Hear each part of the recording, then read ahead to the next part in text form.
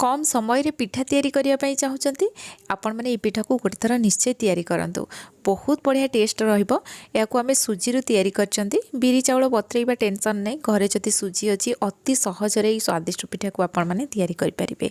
तैयारी करिबा प्रोसेस तो बहुत सहज और कम समय रे तैयारी हुए और खाइबा पई भी बहुत बढ़िया टेस्ट लागिबो। सबुठु बढ़िया जिंस होची याकू आपण बिना तेल रे तैयारी करि परिबे। तेल बिल्कुल भी दरकार नै सेति पई बहुत हेल्दी सकाळ जळखिया हो किबा पिलांको टिफिन बॉक्स पई बहुत बढ़िया रेसिपी कम समय रे तैयारी हो ता सहित खाइबा पई मध्ये बहुत बढ़िया टेस्ट लागिबो। तो निश्चय एमती ट्राई करेंगे से वीडियो को एंड जाए देखो। वीडियो भल लगे लाइक करदे शेयर करेंगे चैनल नुआ थे सब्सक्राइब करने जदि फेसबुक पेज रे देखुं निश्चित भाव में फॉलो करनी। तो चलतु स्टार्ट करेंगे आज रेसिपी। ये पिठा तैयारी करने गोटे गिना सुजी नहीं एबे आम ये ऐड करवा मिल्क पाउडर। आपड़ चाहिए मिल्क पाउडर को स्किप करेंगे किंतु देले यहाँ बहुत बढ़िया टेस्ट लगे कि जदि मिल्क पाउडर आपड़ नहीं ना ये आपड़ क्षीर नहीं पारे जेहेतु मु क्षीर नहीं से मिल्क पाउडर नहीं। एबे आम ये गुड़ ऐड करवा गुड़ जगह आप चीनी भी नहीं पारे आउ केते मीठा रखापी चाहते पिठाटा से अनुसार आप गुड़ ऐड करेंगे। अल्प लुण पकेबा और सब जिनस को भल भाव में मिक्स करनबा जेहेतु आम ये मिल्क पाउडर पकई से भल से गोलैकी आम ये पानी ऐड करवा पानी को फुटेकी आम सुजी ऐड करवा। तो मु पानी को फुटे नहीं एबे आम जो सुजी नहीं जो गिनारे ये मु 1.5 गिना पानी ऐड कली और पानी को फुटेकी आम ऐड करवा। जदि सुजी को बेसी समय रेस्ट रखापी पड़ोनी कारण सुजी फुलिब से जदि गरम पानी देदेबा बहुत जल्दी यहाँ फुलीज आम पिठा भी जल्दी तैयारी करिपरिबा।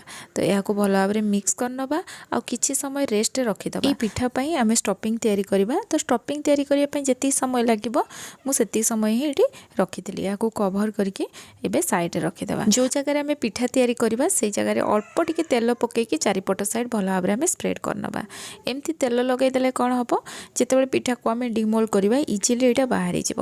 तो या मु चारिपटे भल भाव में तेल लगे नहीं यहाँ रेडी हो गला। जिते पिठा तैयारी करबा ना ता पूर्वर ये सब जिनस को आम रेडी कर नहीं थिबा।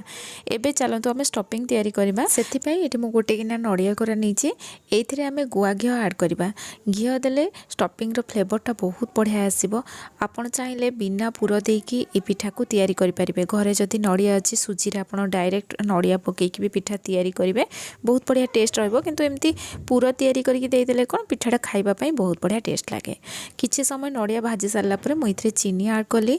चीनी को पकेकी आमे किछि समय भाजी दबा चीनी पूरा मिसी जिवो आ हमर नड़ियाटे भी देखंतु बढ़िया से भाजी हे गलानी।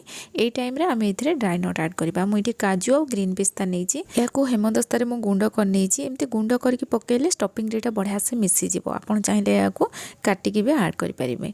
याको किछि समय भाजी सारला परे देखंतु एठी हमर पूराटा बढ़िया से हे जाइछि। ये टाइम रे आम पूरा लास्ट रे गुजराती और गोलमरिच गुंड ये ऐड करवा। तो मुझे हाफ चामच पाखापाखि गुजराती गोलमरिच गुंड ऐड कली। एबे लास्ट रे आम ये मिल्क पाउडर ऐड करवा 1.5 चामच। ये मिल्क पाउडर नेली। आपण मैंने जिते पूरा तैयारी करुवे प्राय तो मिल्क पाउडर पकाउ नथिबे किंतु पकेकी देखंतु एटा बहुत बढ़िया टेस्ट लगे। और या को आम भल भाव में मिक्स करनबा। स्पैचुला रे प्रेस करदेले एटा बहुत बढ़िया से मिसी जिवो। आ आपण चाहिले ये मिल्क पाउडर को अल्प अल्प पकेकी भल से मिसई देबे एमती बिंडा बांधबनी आमर मिल्क पाउडरटा। आउ ये देखो आमर पूरा रेडी हो जाइए बहुत बढ़िया टेस्ट लगे। आपड़ ये टाइप थे ट्राए करूँ। एबे आम सुजी को चेक करनबा। देखो पूर्व अपेक्षा सुजी फुली जाइए। तो मुझे सुजी बेसी समय रखी नी जदि आपन पाखे समय थी तो आप आउ टे समय भी ये रखिपारे। एबे आम ये गुआ घी ऐड करवा। गुआ घी ये गोटे चामच नेली।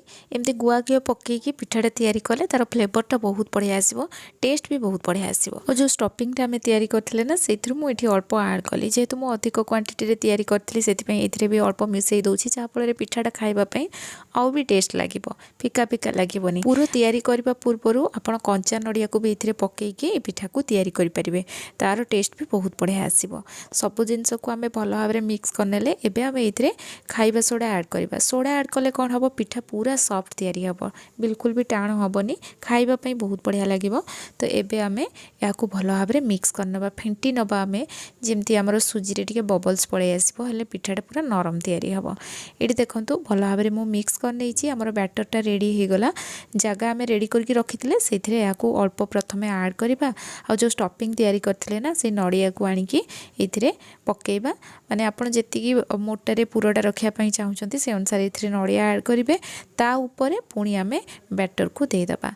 आ जो नडिया पुरोटा आपण देबे ना साइड रे जेमती मु एठी देई देछि ना पूरा साइड को से भलिया देबेनी मझी पर्सन रे टिके रखिबे साइड को हे जाइथिला बोले पिठाटा दुई फाळ हे गला मझीरो तो सेति पे एमती टिके मझी को पुरोटा देकी ता ऊपर पुणी बैटर देबे। एबे एठी स्टीम करनबा पिठा को सेति पे मु कड़ाई रे पानी गरम कर नेथिली आ गोटे स्टैंड रखी नेछि स्टैंड ऊपर आमे जगह को रखी सारला परे आमे कोन करबा या ऊपर किछि ड्राई नट स्प्रिंकल करनबा बहुत बढ़िया देखा जीवो ता सहित खाइला बेले भी बहुत बढ़िया लागिवो। तो एठी देखंतु 15 मिनिट पाखा पाखी गैस रो फ्लेम लो टू मीडियम रखिकी मु याकू कुक करथिली। एबे गोटे छुरी रे आमे चेक करनबा पिठा हे जाईची आ पिठार कलर भी चेंज हे जिवो जते बेले एटा सिझी जिवो। आ एठी देखंतु पिठा ठंडा हैला परे मु याकू बाहर कर नेथिली आ बहुत बढ़िया टेस्ट लागुतला। आपण माने भी एमती ट्राई करंतु केमती लागिला मते कमेंट सेक्शन रे जणाइबे। पुणी आसीबी नुवा रेसिपी नेकी सेति पर्यंत रहूची धन्यवाद।